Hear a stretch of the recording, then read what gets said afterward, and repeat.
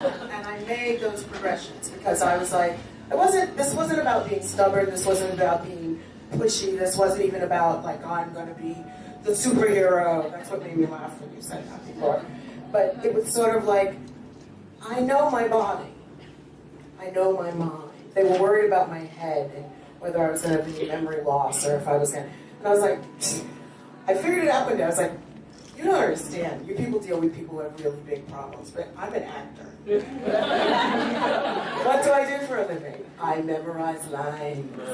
I have to know words. I have to know different scenarios. I have to know a whole bunch of stuff and keep it all jumbled up together in my head.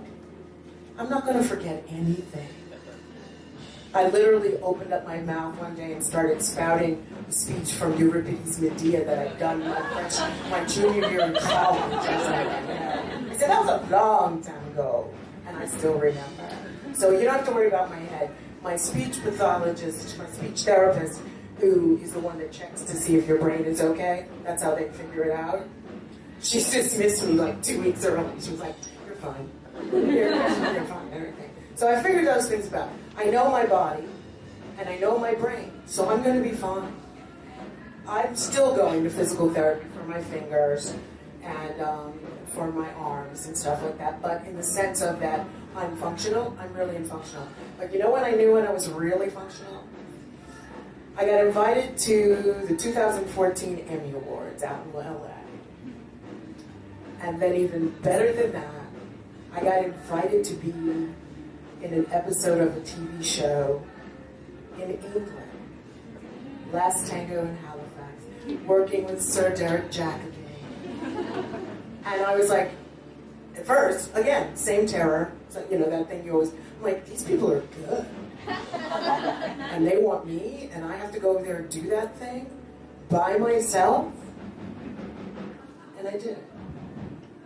It proved to me that I still know how to act. And then I was sort of like, yeah, those are some things you don't ever give up. Those are the things that will never go away. Those are the things that if that's what you really are about, if that's who you really are, it doesn't leave you.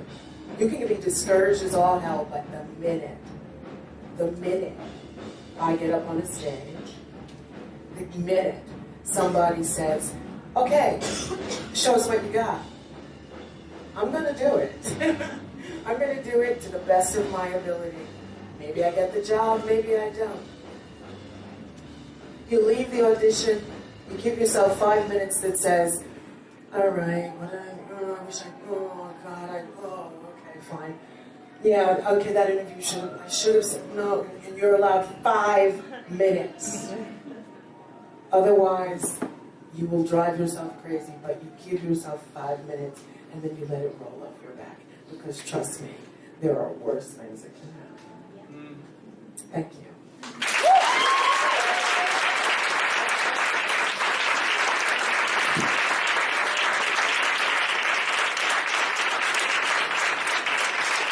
Thank you for sharing your vulnerability on this story, because I know this is something that is an important moment in your life, unexpected moment of your life, and very fragile.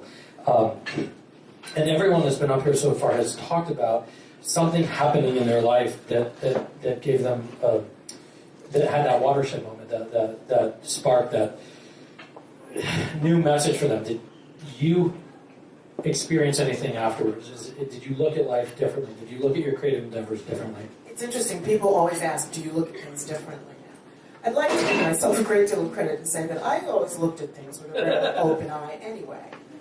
I don't know if I look at things differently. I look at them in a different... It's hard to explain. It's like if you've been doing this, which means you're open, you're seeing things. But when you suddenly go like that, and you see things for what they are, you take them in, you take them seriously, but you don't let them land unless it's something you really want it to be. Does that make sense? Yeah.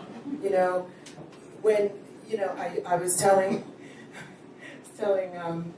Adam, a story about a young woman on the subway with me the other day, and she was having this really stupid discussion with her boyfriend.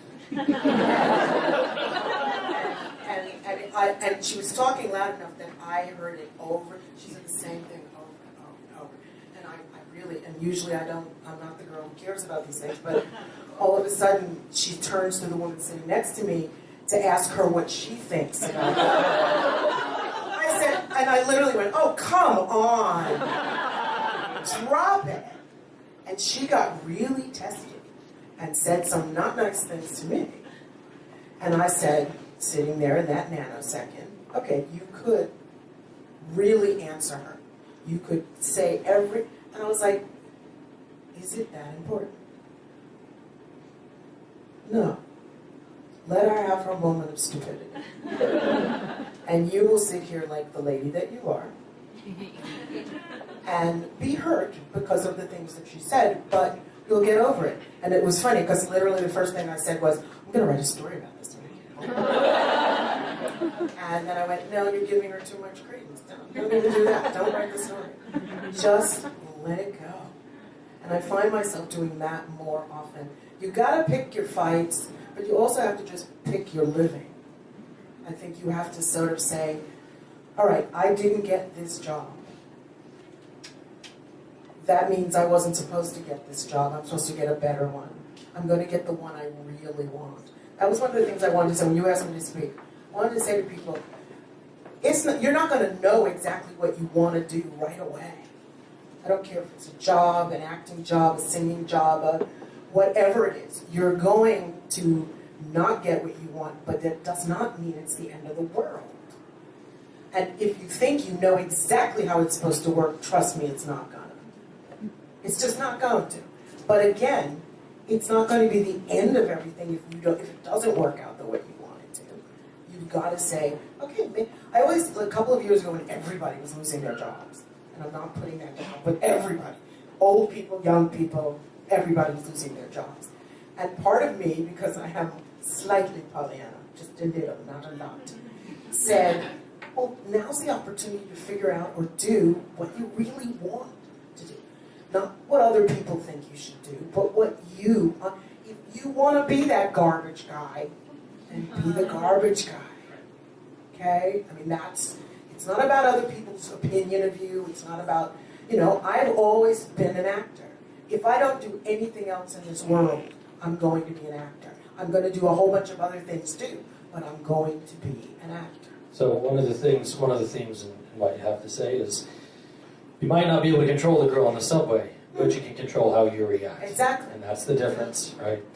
Thank you. I do want to ask 2 questions from our audience. One from Louis, I think it's Waxman, but Louis. How much do you need to sacrifice to pursue your passion? Do you need to sacrifice? Well, if you look upon it as a sacrifice, then you're not going to do it. I think that's succinctly said. That's a meme that's going to be on the internet. We're all making memes of that when we go home. If you think of it, though, you have to say, is this a sacrifice or is this what I really want? It's not always comfortable, let's put it that way. Next question. I think if everyone knew what your story was, the questions might have been different. But I think this is a beautiful question. I don't know in particular why this one was asked, but Amber Brown Coyle, I believe is your name, Amber, asks, what is your earliest memory of empathy? Interesting. I don't know if it comes under empathy. I always tell this story about the fact that when I was growing up, my parents used to always have jazz parties on Saturday night, which is to say, back in the old days, you people don't know about this, you're much too young. People had albums. And people would buy new albums, of whoever they liked. I grew up on jazz, not rock and roll. And my parents would invite their friends over, and if they bought albums, bought new albums, everybody would bring their albums over. They'd play, they'd dance, and they'd drink, and they'd have a good time, and talk to each other about how the work week went and everything. And I was the only kid at that point. My younger sister wasn't born yet. And I was like, I was the police. I was dancing and singing and talking, and I got to hang out with them. And one day, one Saturday, my mother said, "Okay, Michelle, it's time for you to go to bed." What? I'm sorry, is everybody leaving? What? She said, "No, but you're going to be starting school soon, and you need to start getting to bed early, and so you need to go to bed." And I was like, "But I don't understand. I'm like one of you guys. I don't, I might only be 5, but I'm like one of you." And I didn't understand that. And I got very angry with my mother, and because she sent me to bed, and I could hear them all still talking and music playing and everything like that, and I didn't talk to my mother for 2 days. I was that mad, but I guess I kind of understood it later in that sense of, well, I think she knew what she was talking about. But it was an early emotion of experiencing emotion with Right. someone you love. Exactly. Right. That's amazing. Exactly.